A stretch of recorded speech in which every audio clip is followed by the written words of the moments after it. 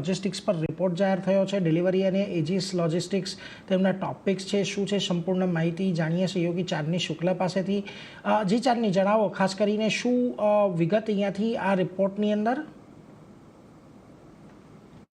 જી, જે રીતે તમે જણાવ્યું, લોજિસ્ટિક સ્ટોક્સ પર જે ફોકસ આવી રહ્યો છે, જેપી મોર્ગનનો મેજરલી જે અહીંથી રિપોર્ટ છે કંપનીઓ પર, એને લીધે એક એક્શન જોઈ રહ્યા છીએ। શરૂઆત કરીએ સૌથી પહેલાં તો ડિલિવરી અને એજીસ લોજિસ્ટિક્સ તેઓ ટોપિક્સ ગણાવી રહ્યા છે આ સેક્ટરમાંથી। એજીસ લોજિસ્ટિક્સ પર અગર વાત કરીએ તો OV2 રેટિંગ તેઓ આપી રહ્યા છે અને 895ના ટાર્ગેટ આપ્યા છે। સાથે તેઓ માની રહ્યા છે હાલના ભાવથી લગભગ 13%ની અપસાઇડ આવનારા સમયમાં આ સ્ટોક જે છે એજીસ લોજિસ્ટિક્સ બતાવી શકે છે।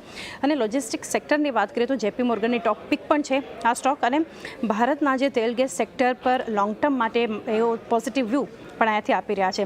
સેક્ટરમાં જે એન્ટ્રી બેરિયર છે એનાથી એક ફાયદો દેખાઈ શકે છે કંપનીને, અને સતત વધતા LPG ઇમ્પોર્ટ અને પોર્ટ્સની જે ક્ષમતા છે, અહીંયાથી જે કેપેસિટી છે એ વધવાનો ફાયદો પણ અહીંયાથી કંપનીને એજીસ લોજિસ્ટિક્સને દેખાઈ શકે છે। એની વાત કરીએ હવે ડિલિવરીના ફ્રન્ટ પર વાત કરીએ, આ સ્ટોક પર પણ તેઓ OV2 રેટિંગ આપી રહ્યા છે અને 575ના ટાર્ગેટ આપ્યા છે જેપી મોર્ગને।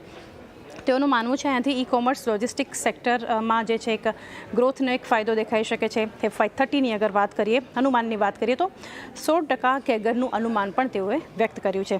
સાથે જ જોઈએ તો ટિયર 2 સિટીઝમાં એક ગ્રોથ પણ આવવાનું અનુમાન તેઓએ વ્યક્ત કર્યું છે અહીંયાથી, એટલે ડિલિવરીને એક ફાયદો દેખાઈ શકે છે, અને ટેકનોલોજીમાં જે રોકાણ છે એનાથી પણ કંપનીને અહીંયાથી ફાયદો દેખાઈ શકે છે। આ બંને કંપનીઓ સિવાય જે મત આપી રહ્યા છે અહીંયાથી જેપી મોર્ગન વ્યૂ આપી રહ્યા છે, રિપોર્ટ છે TCI એક્સપ્રેસ પર, ત્યાં ન્યુટ્રલનું તેમના દ્વારા અહીંયાથી રેટિંગ આવ્યું છે, 755ના ટાર્ગેટ પણ આપ્યા છે સ્ટોક પર। સાથે એમનું માનવું છે કે ખરાબ સમય જે હતો કંપની માટે એ હવે અહીંથી પાછળ રહેતો દેખાઈ શકે છે, પરંતુ EPS ગ્રોથમાં એક પડકાર દેખાઈ શકે છે। જે ઇન્ડસ્ટ્રી લેન્ડસ્કેપ જે છે એ બદલી રહ્યા છે, એને કારણે ક્યાંક ને ક્યાંક એક અસર જે છે EPS ગ્રોથમાં એક પડકાર દેખાઈ શકે છે। TCI એક્સપ્રેસ માટેનો એક આ રિપોર્ટ છે।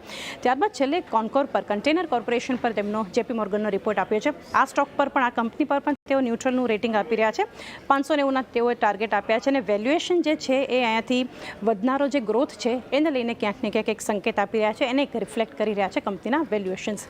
ઓવરઓલ તો જેપી મોર્ગનનો જે આ રિપોર્ટ છે એને લીધે કંપનીઓ પર, લોજિસ્ટિક સ્ટોક્સ પર એક અસર આપણને જોવા મળી રહી છે।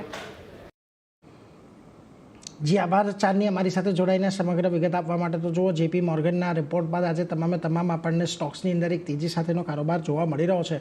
આમાંથી બે